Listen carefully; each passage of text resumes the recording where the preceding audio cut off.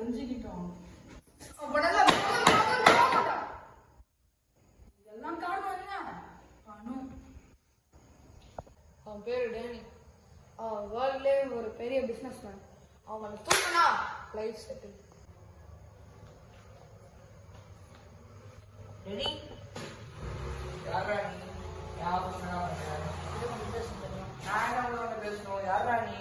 முக்கியமான மேட்டர் கூட கொஞ்சம் தனியா பேசணுமா? யாரா நீ? எனக்கு தனியா பேசணும் கூப்பிட்ட? டேனி, எனக்கு கொஞ்சம் பணம் தேவைப்படுது. அது உன்னால தான் ஹெல்ப் பண்ண முடியும். நீ யாருன்னே தெரியல, காசு தரணும்.